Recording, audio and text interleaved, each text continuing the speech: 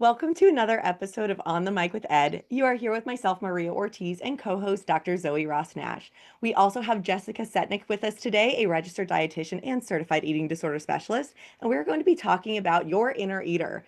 Prior to us even starting this podcast today, we have already kind of had some laughs and lots of discussions around just authenticity and realness. So really, really excited to be discussing, all things messaging and childhood and families and just overall how we view our relationship with food in our bodies. So I'll let Zoe share a little bit more about our guest and we'll get going. Yes, so thank you for that introduction, Maria. I actually connected with Jessica in such a unique way. So I run a training program for fitness professionals to become eating disorder informed, and I use my lens as a psychologist to aid in their training. And Jessica has this incredible graphic about the difference between pathological nutrition and positive nutrition. And at the bottom of the graphic, it says, hey, if you want to use this for your work, just email me and get permission. So I got on my computer and emailed her and asked for permission. And then she saw that we have this podcast and was like, hey, this is something cool. I want to be a part of it. And I think it just shows that when you are collaborating with people and you are honoring the work and the integrity of their work, that cool conversations can really blossom from it. And so again, how incredible is that? So we just want to thank you so much for being here again. Yeah, I love this synergy, and I know that for me, it may be the same way for you or for some listeners. We sort of get in this mode of like, I have to be doing things all the time to make things happen in my career. And what I've learned is sometimes you plant seeds, like Jenny Schaefer says with the bamboo, you plant seeds and nothing happens for years. And I feel like doing a good job, yes, you have to promote. I grant you that. But doing a good job is part, and sending it out there is part of the seeds. And so just the fact that I was like, I like this graphic that I made for the people that I educate. Maybe there's other people who might want to use it to educate too and put it out there. Yes, I put the copyright on it. Yes, I said, contact me for permission. But I feel like that's the kind of thing that doing a good job leads to things later. Doing a good job and putting things out there leads to things later versus like the people that say like you have to contact 50 people you don't know on LinkedIn every day in order to, it's really neat to see things happen organically. I love that. Yeah, as two young professionals, Maria and I also really battle with that of like we want to do so much and forget that there can be something incredible waiting on the other side of 10 years that could have been something from when we created 10 years ago. Yes. Can I share a story about that, even though it has nothing to do with what we came here to talk about? So, Yeah. okay, in 2016, I got laid off from my dream job, what I thought was my dream job, and it was literally like a phone call, like your position's been eliminated, HR is on the line. It was terrible, traumatic. It was a trauma treatment center, so I really don't appreciate that. But I mean, I think there's irony in that. But so it was very hard for me as an adult person to not be working for the first time since I was in my 20s. And I had worked for myself before. I figured I would go back to that, but I needed that transitional period of figuring out my life. And so one day I was gardening at like 9 o'clock in the morning, and people are driving by on their way to work. I live on kind of a busy street. And I thought, oh my God, they're all like, what is that lazy woman doing, not going to work at 9 in the morning? And then I had this thought in my head, no one is thinking about you. You are the only one thinking about you. They're just trying to get to work, right? And I thought, this is what I need to be doing today. I need to be gardening. I need to be taking care of myself. This is where I get good ideas. I'll figure out what to do next in my career. But there was that part of me that was like, you are doing it wrong. Well, that evening, I went to my computer for the first time that day around 5 o'clock, and there was an email from someone I had been in contact with months before, maybe a year before, saying, could you come do a training for my staff? And it was almost like this message from above saying like you plant, like I literally was gardening in the garden that day, you know what I mean? Like it was like you plant the seeds and then you have to walk away and let what's going to happen happen. It was just a beautiful message, and it really helped me feel safe and comfortable that like things are happening on a plan. It might not be my schedule, but things is going to be okay. And here we are, 10 years later, everything's fine. I mean, work wise. Not everything's fine. I think that actually you said it has nothing to do with what we're talking about. I think it has everything to do with what we're talking about with our clients acknowledging that sometimes they're gardening and we're going to see like the outcomes or the fruit from that gardening later and remembering that kind of staying the course. I also think that you bring up messaging of what you should be doing, right? And I think that translates specifically into something we're talking about today about messaging that we might have even heard around food and things like that as well, maybe from our childhood that we then carried into adulthood. So I actually think that's a very natural transition. Is there Yes, you're anything so right. Thank you for transition. Great segue. Yes. Well, let's talk a little bit more about that then. So if we're going Okay. to jump into kind of the messaging realm, what is some messaging that we might have carried over from childhood into adulthood that you see often? Okay, it's not might have. It's definitely did. And it's fear and shame. Everything falls under that umbrella. There is so little that we did in childhood with food that we were praised for. Did anyone ever tell you, like, that is so awesome, you listened to your tummy and you left over half of your food because, no, they were like, I paid for that food, you need to eat it. It was all about overruling our own internal cues, not following our own instincts, and fear, shame, guilt, every negative emotion. Yes. And it's not a maybe, it's a definite. Because everyone alive today is descended from someone who lived through the Great Depression, went through World War II rationing, maybe even went through like the Blitz or the Holocaust, a refugee situation, some kind of food insecurity, incarceration. Everyone today is descended from someone, and that someone somewhere in the chain, one, two, three generations back, had problems getting enough food. So we are all people who have received messages. And P.S., these were messages of love. There are people who abuse with food, and I will not discount that. But I think many of our parents loved us and were trying to protect us, and they were so misguided. They gave us the same information, let's say, that maybe they would have wanted, but they weren't responsive. They weren't attuned to the needs that we had in that moment. And I think of myself with my dad, and he was born literally in 1928, the year before the Depression. And so when I would say, could I have $1 for ice cream? He would say, $1 for ice cream? I used to have to borrow 5 cents from the neighbor to go to the doctor. And I came away with this feeling of guilt and shame and burden for existing. And I think he was just trying to say, wow, how great of a life we live that I can give you $1 for ice cream. I have really accomplished something in life. I have really gone from borrowing a nickel to go to the doctor to giving away dollars for ice cream. But that is not how it came across as a child at all. Wow.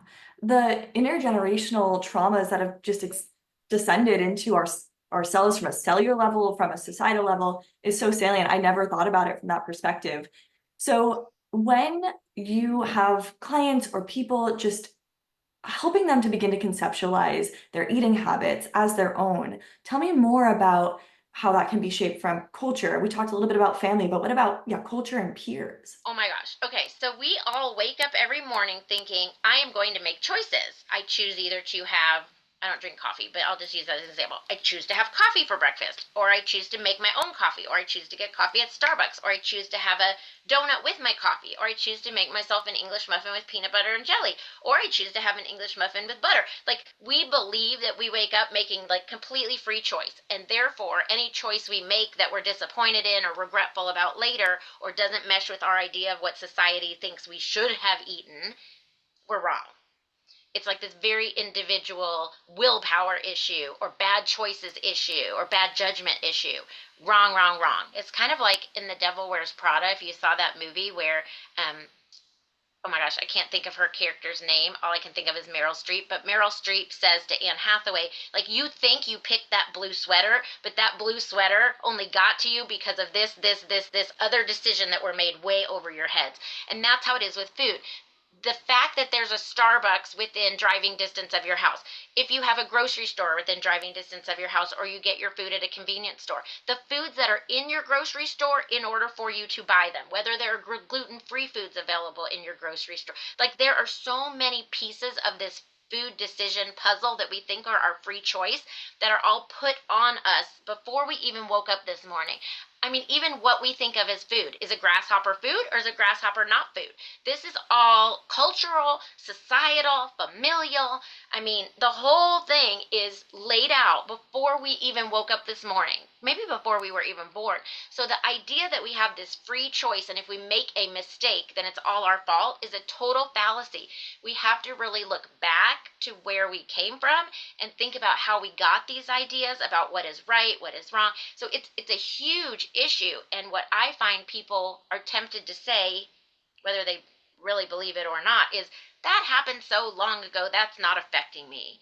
And my answer is the longer ago it happened, the more important it is because the younger you were when it happened. We all age in forward except for Benjamin Button. So unless you're him, the longer ago something happened, the younger you were. And that means the fewer resources you had to explain it to yourself, the more immature of a cognitive system and intellectual system you had to make a narrative around it, and the longer in your life you've been living with that narrative.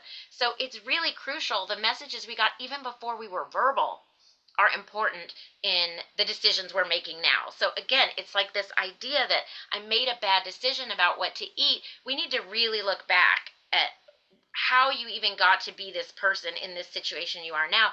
And I think most people come to see an eating disorder dietitian. I can't speak to being an eating disorder psychologist because I'm not one, but I suspect it's pretty similar, is they're starting from today and saying, I want to change today. I want to be different. And we're saying, okay, we'll handle whatever crises are happening, but there's also going to be this exploration of what's in the past. And I think that surprises a lot of people. I've totally forgotten what your original question was. No, I it hope is. I answered it. You really did. And I was just thinking how freeing it is for a client to be told, yes, you made this decision, and there are so many contextual factors that impacted why you made that decision. Your underlying motivations, your underlying values, decision making all came to a climax in this one moment. And that shifts a lot of shame from the client in that moment. How powerful. Can I tell you an amazing story? Because one thing I didn't even mention is your unconscious. Like, that is a whole other thing that is in action. Okay, so my dad, who I mentioned, he died when I was 12 years old. And so fast forward now to like 25, I'm a new dietitian. I have my first paycheck. I go to the grocery store. I can buy whatever I want. It's so fun. And I see this giant Mr. Goodbar, like huge, enormous, not a normal size, not a king size, like as big as your head, and I just want it. And I think that's weird. Like, I don't want to eat it, I just want it. And I'm like, I can buy whatever I want. And so I buy it. I get it home with all my groceries, I'm unpacking, and all of a sudden it hits me like a ton of bricks. Today is May 19th. Today is my dad's birthday, who has been passed for over a decade at this point. And Mr. Goodbar was his favorite candy bar, the only candy I ever saw him eat. And I was so freaked out because like, if you told me this story, I'd be like, yeah, whatever. Like, you knew it was me. I mean, I had no conscious awareness until I pieced it all together. And it was just amazing to me that my unconscious got me there. And it took my conscious mind like 45 minutes to catch up to where it was. To connect, I'm connecting with my dad on his birthday with his favorite candy, a big one. I love how you're identifying how like our mind knows some things and our body knows some other things too. And sometimes our body knows things before our mind does. Um, Always. it's a wonderful story and sentiment too, because it just shows how even you were like, oh, maybe I bought the candy bar because I have the money to do it now. If we wanted to attribute choice and the why behind it, we probably found it, and that would be a wrong finding, honestly. It was compounded maybe between the ability, but also the desire, the drive was different. And I think that's where too this I love that you're bringing, yes, like Zoe said, context into this, because what I think all of us alike, whether dietitian, therapist, mental health provider, MD, we see so much shame and guilt coming into our offices relating to decisions around food. So what sort of language or dialogue do you use to combat some of that shame or guilt around the relationships with food when there's so much more going into this? Oh my gosh, combating guilt and shame, I think, is giving a logic to it. If you explain a logic to something, and I think all eating disorders have an internal logic, whether it makes sense to someone else or not, it doesn't matter. Because there's an internal logic. Someone is trying to protect themselves, someone is trying to help themselves, someone is trying to maybe even love themselves, right? It's such a weird thought because we think of eating disorders as being so destructive. But if we can come up with the internal logic, I think that helps to take away the shame. And I learned this first from Francie White, probably 20 years ago at my first Francie White conference. P.S. If any professionals are listening here, if you ever get the chance to attend a Francie White conference or workshop, run, don't walk. Like, I don't care if it costs $10,000. Go, worth it. Okay, so that was my little commercial for Francie White. Worth it.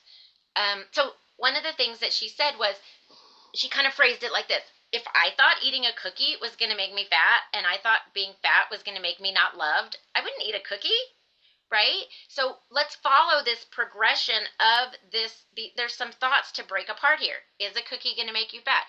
Is being fat going to make you unloved? I can see where you got some of these ideas. Can you see where you got some of these ideas? Can you approach the fact that these ideas might not be real? The first time I saw a sign that said, "Don't believe everything you think," I was like, I have to sit down. Like, don't believe everything you think. Holy shit.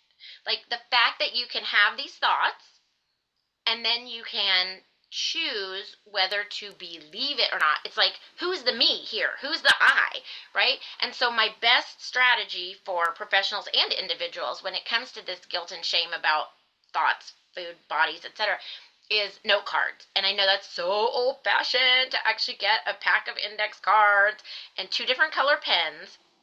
You could do this right now if you have index cards.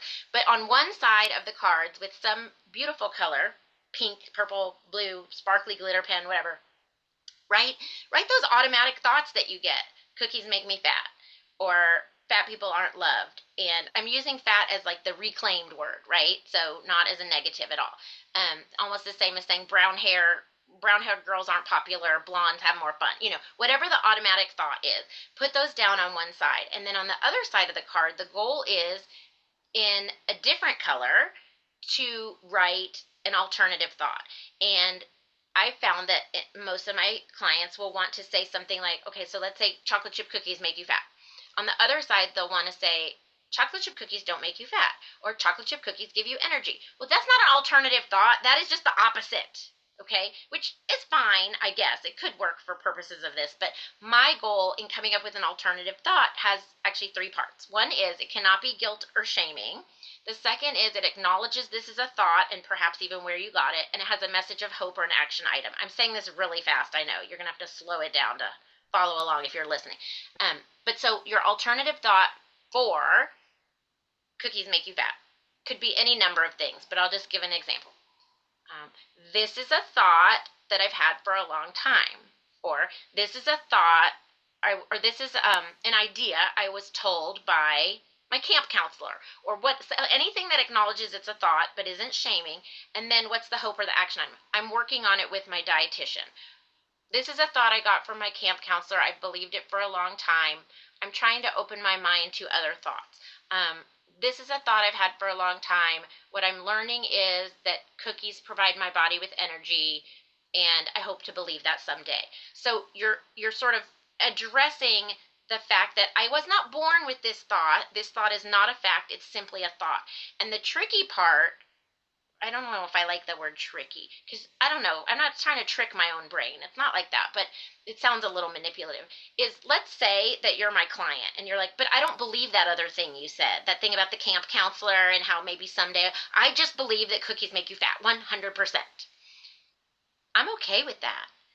100% on that, 0% on the other side of the card, because just by saying, I don't believe that other thing, I believe this, you have had to acknowledge you are making a choice, that there are 2 ways to look at this, and you're choosing one of them, and that's okay, because now it's not a fact, it is a choice you made, and choices can be changed. So we've now opened the door to the possibility of change, whereas before it was just a fact. Bam, mic drop. I so appreciate everything that just happened in that. So talk about parallel process. When we have an automatic thought, it's exactly that. It's automatic. Maybe we don't even recognize it's happening. And in this intervention, you are having clients slow down. And then you yourself named, wait, I'm going very fast through this. Let me slow down. And the power of modeling it was just so incredible. So when you are working with clients and they're having these automatic thoughts, it might be very subtle. What do you recommend for clients to do when they have these deeply ingrained, incredibly subtle thoughts? Um, where can we probe or gently address it? Okay, so slowing it down is the key, right? And so my suggestion is to either keep your phone or a notepad or a sticky note or a bev nap, whatever, and a writing utensil or whatever you need handy, because what you want to do is gather some of those thoughts, right? And you can't show someone else your thoughts. You have to get them down or out of your brain. And so however you express them, get them out so that later you can look at them with someone else or even yourself, look at them but more objectively after you know what happened. So in other words, you learn to predict things by knowing the steps of them. So when I go to the cupboard in the middle of the night, I am going to get Little Debbie's. I know that because that's what happened, but I don't know how I'm feeling on my way to the Little Debbie's because it's well after the fact and all I feel is guilt about eating the Little Debbie's. So the goal is to say, put a notepad in the cupboard, and before you get the Little Debbie's out in the middle of the night, write down a few notes about how you're feeling. And a patient will say something like, I don't want to do that because you're trying to get me to express my feelings so I don't eat Little Debbie's, but I want the Little Debbie's. And my thought is, no, no, no. I just want to hear from the person that wants the Little Debbie's because the person sitting in my office is guilty about eating the Little Debbie's. I want to hear from the person who's excited about the Little Debbie's. What is that about? And so when you get it down kind of on paper, then we can look at that and we can say, oh, you were feeling lonely, or Little Debbie's make you think about a time when you were carefree in your life and someone else packed your lunch. I mean, who knows what it is? It could be different for every single person. And so the goal is to get those thoughts. And I'd like to share with you a patient example that I've used many times because it is so this person, I wish I still was in touch with her because I would like to give her a big thank you for the process that she went through and allowing me to be I guess, an observer of that. So here's what it was. She would not write anything down. So she was going to talk into her phone. And I thought that was fine. I really, great, whatever works for you. So she plays me at a session. She says, I did what you said, and I want to play you the messages that I recorded for you. So the first one is, I'm on my way to Cheesecake Factory. I'm going to get their salmon and chocolate cake. I love their salmon. I love their chocolate cake.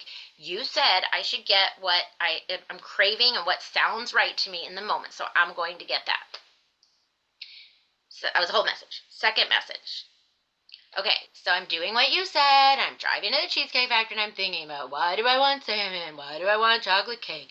And if I'm really honest with myself, I don't want salmon. I just want chocolate cake. But the salmon is like my code for like healthy food. And I can't just go to Cheesecake Factory and get chocolate cake. I have to get some healthy food because I'm trying to lose weight. But if I'm honest with myself, I'm going to Cheesecake Factory for chocolate cake. That's it. Next message. Okay, I'm still driving to Cheesecake Factory, thinking of shit, a long drive. Okay. She says, I'm still thinking about why I want chocolate cake, and I'm thinking, okay, I saw a Snapchat from my friends in LA that I went to school with, and they're all celebrating someone's birthday, and I saw a cake, and that's what triggered me. I want chocolate cake, so I'm going to get chocolate cake. Last message. I'm driving home. I realized I don't want chocolate cake. I just want to be with my friends in LA. I really miss them, so I'm going home and I'm going to see who's available to FaceTime. That is the power of slowing down. I love that you just shared that example because it makes me think of, I can't tell you how many times when people hear about my job, they're like, so you just like have people eat more or less? And I'm like, no, you just like conceptualize very well what goes into decisions and behaviors around food. Even if she would have stopped at, I just want the chocolate cake, like it still wouldn't have gotten to the bottom of like, yes, it identified the salmon was strictly to feel like she ate something quote unquote healthy, but her actually taking the time to methodically go through, did anything else contribute? And I think what it also emphasizes is this stuff truly takes time. And then we're going to make the time even slower. Yes. So I think what And you're that's the showing them. dream. I mean, the dream Yeah. is to get all the way there. It doesn't always happen. That is just like the beautiful microcosm example, but we have lots of messy examples before we get to the beautiful microcosm. Absolutely. And I love that you identified that's kind of like the end goal. But on the way, you might just go, I'm on the way to Cheesecake Factory. I'm doing what you said, and I have no idea what to say. I don't know why I want what Totally. I want, but I'm recording this because you told I me tell to. people that when I'm like, don't think of your journal as a memoir, even if, and I'll write on my legal pad, I'm like, even if you just write, like that's something that's still taking a break in the process long enough to write that. And because all of this is happening in your brain in milliseconds, anything you can do to slow it down is better. Yes. Any of it counts. I always tell people, they'll be like, I didn't do the assignment. And then they tell me how they thought about it. They started writing, but I didn't know what to write. And I'm like, you did the assignment. I'm like, that's amazing. And people are so confused. Just the smallest pattern interrupt of a circuit can completely derail it. And people don't realize that small change makes everything of a difference. So, yeah, if you just even thought to record and said, hi, I'm recording what I was supposed to, it was a start and you created space between your thought and your action. Well, remember when we used to have phones that weren't in our pocket or our purse? Remember when we used to have phones where you had to get up from your meal to go answer the phone? That was one of the times where people would really notice, like, they'd come back from the phone call and go, I really don't want the rest of my meal. But if they had never been interrupted, they would have just gone straight through and eaten the whole meal. This is We a don't have that very anymore. This is a very unformed thought, but I was also thinking of the metaphor of like getting it out. And when you get it out, you can look at it, zoom out, and take a bigger, broader perspective on it. And there's even a parallel to eating disorder behavior, where when we are not conscious about what we're putting in or what we're getting out, the getting out can serve as an adaptive function of a purge almost. And there's so many connections to how we can turn coping that we see with eating into something beneficial for clients. That's a great point. I definitely recommend people who are having trouble with purging, and I can tell you I was one with no shame. Um, Keep a legal pad by the toilet. And I say a legal pad instead of your journal because if you live with other people, then you just write on it and you rip it off and take the pages with you. And what you create there is something that I give to my clients as well, of doing something literally at the toilet. And people always look at me like I'm crazy. Oh, I'll have people put little versions of themselves, like younger versions, sticky notes on a toilet seat. And what you're doing there, exactly what you just said. One, it's kind of, as Zoe mentioned, almost the formative purge of like letting it out. But two, it's just a pattern interrupt and it gives the brain enough time to engage with choice Yeah, versus scale behavior. too. A sticky note on a scale that says you can't tell me how to feel. People say, "Well, I'm still going to weigh myself." Okay. I Well, then you're no worse off than you were yesterday. You're still weighing yourself. But now there's something reminding you, I'm here because I'm sad or I'm here because I'm having a feeling. Yeah. So we've already talked about so many strategies, but can you give us even more interventions that can support a client in being compassionate and flexible? Oh, compassionate and flexible. Well, there's the oldie but goodie of what would you say to a child in this situation? If a child came to you and you're in the middle of writing a letter or something or an email and they said they were hungry, would you say, "I have 4 more hours of work to do. Get lost." Or would you say, "Okay, give me 5 minutes to finish this email and then I'm going to come get you something to eat?" How would you handle it if it was someone else, someone you loved? And I think carrying that compassion, like obviously, whenever we like reference a little kid, it's like, well, no, I wouldn't talk to them like that. It's remembering that that's the same person that was given a lot of the messaging that That's is your inner now. eater. Yep. You're like, this is the pod. That is the inner eater. And I really appreciate even the description of it, of how the inner eater becomes what it is, but also the amount of nurturing care and compassion that it deserves. And I think our society, if we look at some of those cultural aspects, yes, there's all these generational components and things like that. And also just food decisions as a whole. The world has decided how you make decisions around food dictates your dedication, your strength, your Oh, yeah. worth, all of these things. And I think there's the young messaging that, oh, what you do around food matters. How do you kind of work to deconstruct that thought for individuals that you see? Yes. Okay. So I think of it as a tree. Like people are sitting there in front of a plate, a buffet, a potluck, and they're thinking the choice I make here makes or breaks me, makes or breaks my day, my week, my month, my diet, whatever. And I think of it like a tree. Your inner eater is about the same age as someone who would climb a tree. I don't know what age that is, whatever age. But when you climb a tree, you don't stand there at the base of the tree and say, I'm going to climb this branch, then this. Maybe you do. Maybe you give it a little thought. But once you get going, there's just more choices to make. You make a choice. Like there's two big ways you could go probably in some trees, and you pick this way, and that's just going to lead to other branches and other choices. It's not the right or wrong choice. And if you make a choice that didn't work out, you come back down and you go the other way. That's the way food choices are. You wake up in the morning and you think there's a right choice, and if I don't make it, my day is ruined. It's not like that. You make a choice, and based on that choice, there will be more choices down the road. So if your choice is, I'm going to skip breakfast, then something else happens later and you will make choices based on that. If you choose, I'm going to have an egg white omelet with veggies in it, then the next thing will happen later. If you choose, I'm going to have eggs and pancakes and bacon, then the next thing will have, like, none of these choices are wrong. And so a lot of what I think we're trying to teach people is to experiment. And the word experiment can be a really de-shaming word, because if you tell someone, let's say you're a dietitian, I'm a dietitian, I'll say me. If I tell someone every day from now on for the rest of your life, I want you to eat waffles, bacon, eggs, chocolate milk, orange, like, I don't know. It's so overwhelming. Like, I can't, whatever I said, it doesn't matter what I said, every day for the rest of your life is all I can hear, right? This is like a huge commitment. If I say, what if you did an experiment this week? One day, just have coffee for breakfast, and then write down whatever happens next in your day. One day, have orange juice for breakfast. See what happens the rest of your day. One day, have a bagel with cream cheese. Like, what if you just experimented like a scientist and then came back with that information? I'm not saying this is a real intervention. I'm just using it, right? Okay.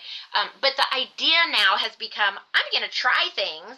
I'm not going to judge them. I'm just going to see what happens. And then I'm going to sit here with my dietitian or myself or my therapist or my psychologist, and I'm going to see what happened. And now I have more information. And so information gathering is an amazing strategy too, which takes away the shame, because you go into it knowing I'm not supposed to already have this answer. I am testing to see what happens. And a lot of us were raised, okay, I'm Generation X, so I speak for us when I say we were raised in this generation where it was like, I bought you a guitar because you wanted to take guitar lessons, and you will take guitar lessons until your fingers bleed.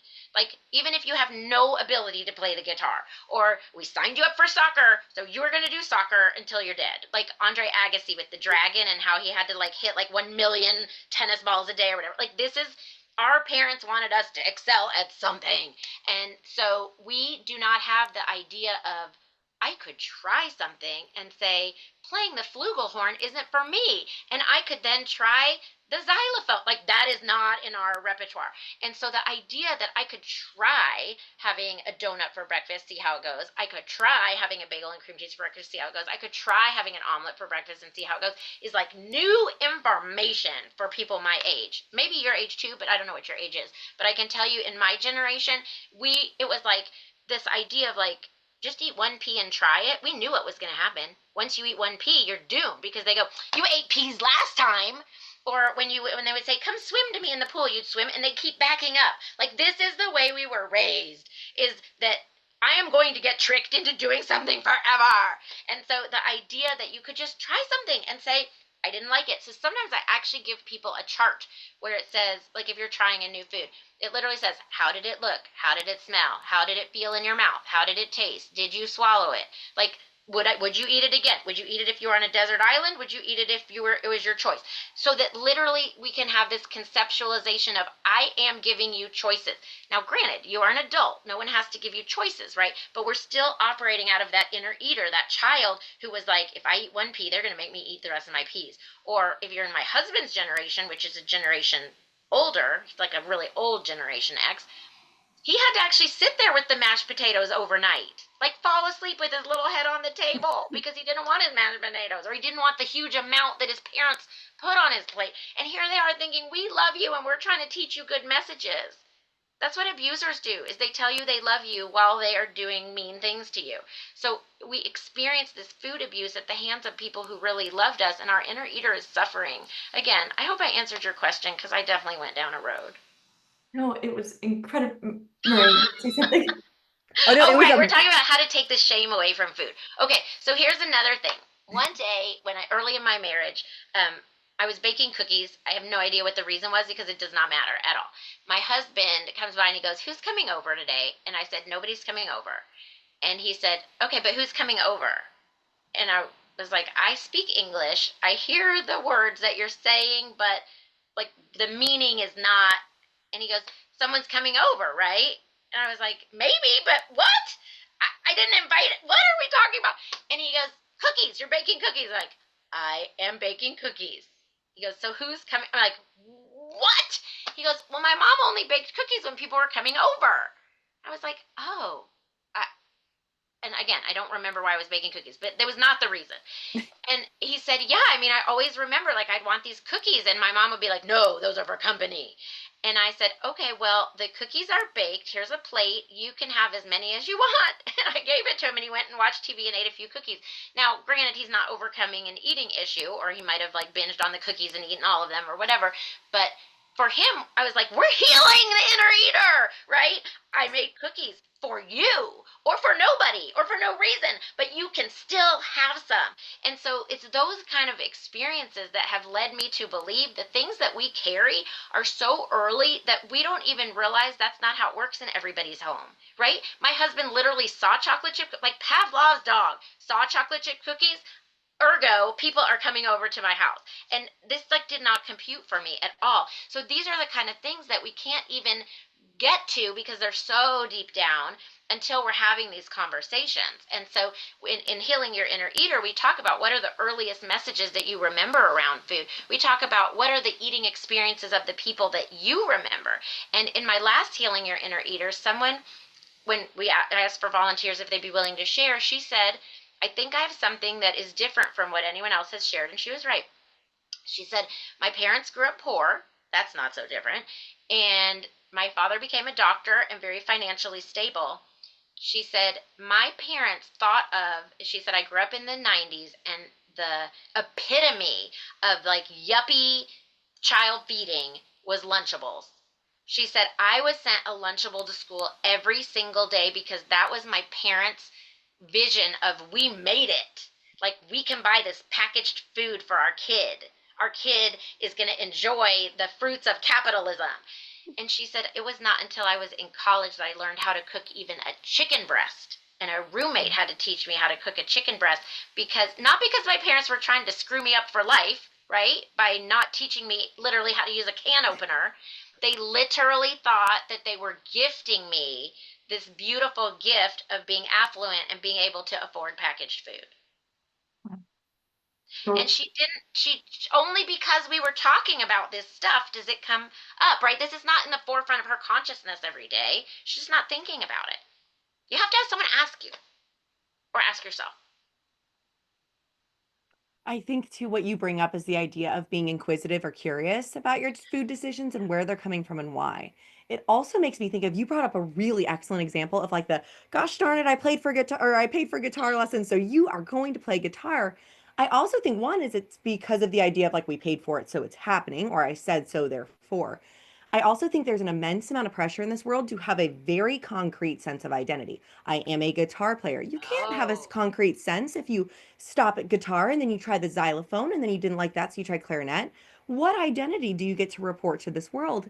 And I notice it with food too. It's like, well, I'm the healthy eater. I do this. And it's like they've never even been allowed to consider I could like explore my relationship with food. I'm allowed to do that. I even notice this with things like careers. I'll have like 18-year-olds in my office like, oh my gosh, I don't know if I want to, be a nurse or if I wanted to, do something with the ecosystem. I'm like, we have time. And they're like, I gotta know. And I think so much of the pressures that we face is I want to be able to say with confidence my decision, even if I have no idea why I got there or explored my reasoning. And I notice it with food too. At least I knew I did it and I didn't have to question it. you are so right on, and I think that that speaks to the fact that we like to have rules because we like to know that we're following the rules, and I think that goes back to the excuse me, the either boundaries or lack of boundaries in childhood, and also the academic system, right? We're so used to there is a right answer for this. And I see this in dietitians all the time coming out of school and doing consultations with me and being so worried that they're doing something wrong. And I have to tell them, like, our ethical guidelines as dietitians say that an ethical dietitian will consult with colleagues when faced with an ethical dilemma. Like, the ethical guidelines are never going to tell you do this, do that, right? It's like you have choices and you need to be able to back up your choices. And sometimes you even mess up your choices and you have to be able to say, I regret. In retrospect, I might have done it differently. And it's the same thing with food, right? To be able to, and you said, how are ways we can decrease guilt and shame? Here's another one. Change the word guilt and shame for regret.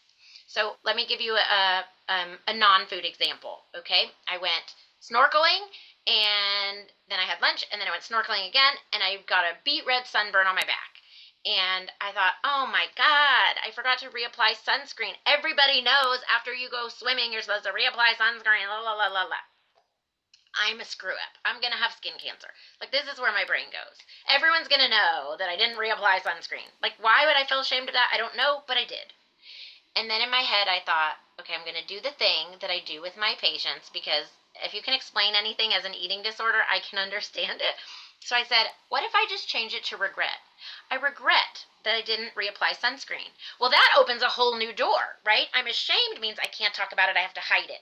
I regret simply means, okay, if I could do it again, I would do it differently. Next time, maybe I'll set a timer on my phone. Next time, maybe I'll pack some sunscreen in with my lunch so that when I open my lunch, there's the sunscreen. And it reminds me to reapply. Maybe I'll ask my husband to help me remember, right? Regret is something that says, I didn't condone it. I don't want to do it again, but I'm not a bad person because of it. I can just say I regret. And you can do that with kids, everything.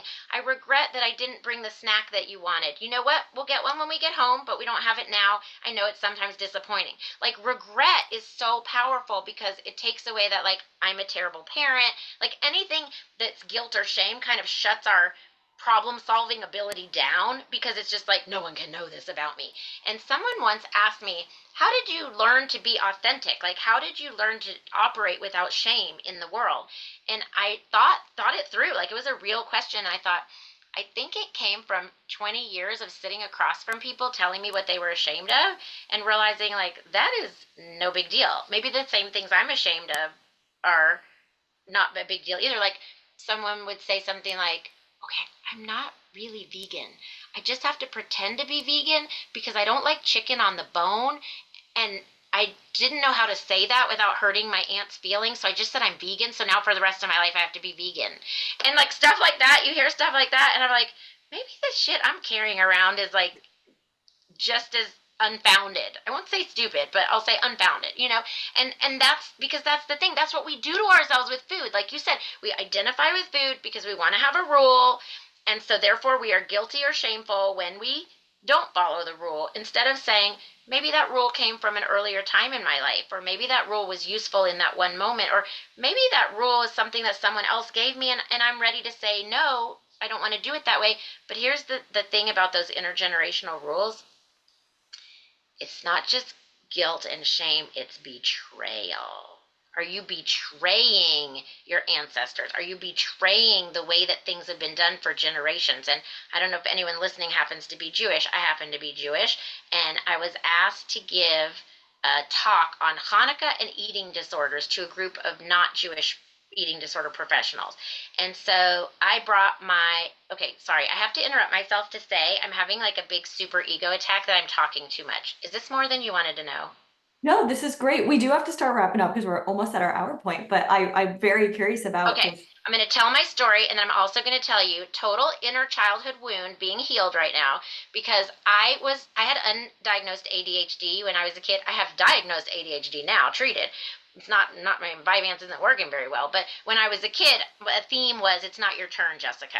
And I was told I talked too much. So I just thank you for allowing me to just ask that question and get a response and be able to move on. Okay, so I'm supposed to speak about Hanukkah to non-Jewish eating disorder professionals. So I do everything you would think of if you were Jewish. I bring some menorot. I bring some dreidels. I bring some tater tots from Sonic to sub in for latkes. and I'm explaining about the symbols of Hanukkah. And then it hit me like a ton of bricks, something that I did not even plan to talk about, but I was like, this is what they need to know. Yeah, the menorah, dreidels, whatever. But what they really need to know is that when you are Jewish, and these are the traditions that people brought over from the old country, wherever that was. You could have lived in the United States for 300 years in your family, but there's the old country, right? And so if you have an eating disorder and you are scared of eating, let's just say latkes or jelly donuts, these traditional foods of Hanukkah, and you say, I'm not eating latkes for whatever reason, you get this lecture. Maybe not in your family. In my family, I predict you would have gotten this lecture of like, your great grandfather came to America with nothing in his pockets and a silver menorah sewed into the lining of his coat, and you're not going to eat a latke. You know, it's like, oh my God, talk about intergenerational guilt and shame. So to be able to say as an adult, I don't really like latkes, or I don't like my whole house to smell like oil, or I'm perfectly happy with Trader Joe's hash browns subbing in for my latkes. To be able to say those things as an adult, you have to also be able to say, thank you, great grandpa, for coming to America. Thank you, grandparents, for carrying on this tradition. Thank you, parents, for carrying on this tradition. I'm going to carry on this tradition in a way that fits my life. And so it's not a betrayal, but a lot of times we're just very defended against changing anything because of that feeling of like, I'm betraying these people who made these sacrifices. And I would like to suggest, through my own therapy, that they made those sacrifices so you could have a choice. Wow. So I just want to thank, first of all, I'm a Jewish Italian, so like food guilt is just embedded in my body. But I want to thank you for naming that childhood wound that we just processed. So my childhood wound is I actually don't deserve a turn. So I'm going to heal a part of my childhood wound and say my main takeaway from this podcast is the importance of curiosity being an ongoing practice. So similar to showering, just because we have to do showering every day doesn't mean it's not effective. So that is curiosity. We have to be bringing curiosity into our identity, into our practice every single day, to make it effective. And it's not just, oh, one and done. I was curious today and I don't have to do it anymore. Similar to showering, we have to do it every day to be kind to ourselves. But we are at our end point. I want to give some time for you to tell us your CEDS story, though. And you Oh, okay. As if I wasn't vulnerable enough and a clean enough slate or whatever, transparent. I will tell you this very unflattering story about me becoming a certified eating disorder specialist. So, rewind back to when they opened it up for dietitians for the first time as a CEDRD. And I don't know how many years ago this was. Let's just say it was 15 years ago, maybe 20. Tammy Beasley was really instrumental in this. She would probably know the date exactly. So, out of sort of courtesy to Tammy Beasley, who I admire, I print out the paperwork, I put it on my desk, it gets completely lost in my desk. I'm thinking, I am not going to get a raise. I'm in private practice. So getting the CEDRD, not going to get a raise, not going to get a promotion, not going to get more patients. Everybody already likes me, got a full practice, blah, blah, blah. I do nothing with it.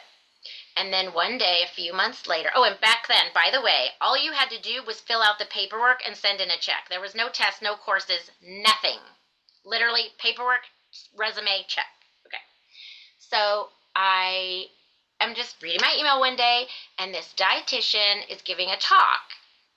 And this dietitian, very specifically, I will tell you, I trained a dietitian to do my job at the children's hospital when I left for private practice.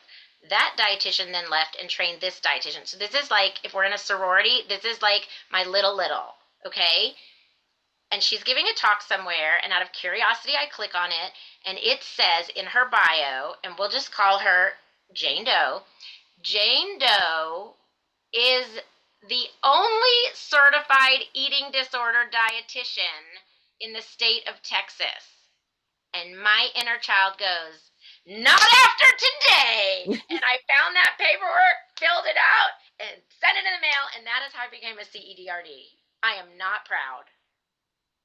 honestly, we all do things to flatter our ego, like arguably probably the reason why I also became a SED. So I think, even that like kind of naming too is like also how like much like a simple like a certification can change through the years too of like what the criteria and things of that, but also the fact of too, it doesn't take away that you were more than deserving of that designation with your body of work that you have That's done all and true. do. All that is true. But literally, the reason I actually went for it, total inter-female competition. I am not proud of it, but do not, no. That is, no. Not after today. Yeah, no. I mean, I'm just being real, you know. That's my greatest strength, I think, sometimes, is just putting a voice to the things that we sometimes keep secret. Because if you don't like me because of that story, like you liked me before and now you don't like me, then that tells me something about you, but I like myself. And so I'm okay with telling that story, and I think hopefully it frees other people to tell their own story too. Maria, do you have any last comments from today? I'd love to hear your thoughts too. Honestly, I did just want to say that, like Jessica, the whole like, am I like talking too much thing? I would like to point out that we invited you to be a guest on our podcast, and I think it's so interesting, like what our brains can do to us, right? It's like I've literally been invited to something where I am kind of the highlight of what I discuss, and am I oversharing? I think it's just really that's something that's relatable to, I would arguably say, almost everybody in some sort of setting. Maybe it's not about how much you speak, maybe it's about whatever, how much you eat, maybe it's about how you show up, it's how much you laugh, it's whatever it is. So I hope that that could even be kind of normalizing to people as well, that even, Yeah. three kind of specialists in the field that are very confident in our bodies of work and clearly, confident when we want to convey, there are those insecurities there as well. Yeah, And well, and when Brene Brown calls it a vulnerability hangover. So I think maybe if we were having a different kind of conversation about, I don't know what, maybe it wouldn't feel that way, right? Because it's like, oh, well, we're just talking about a topic. But when you're talking about yourself, there's a vulnerability associated with it. And so, sometimes I think patients go through that after a session. They're like, did I say too much? Did I talk too much? Did I reveal too much?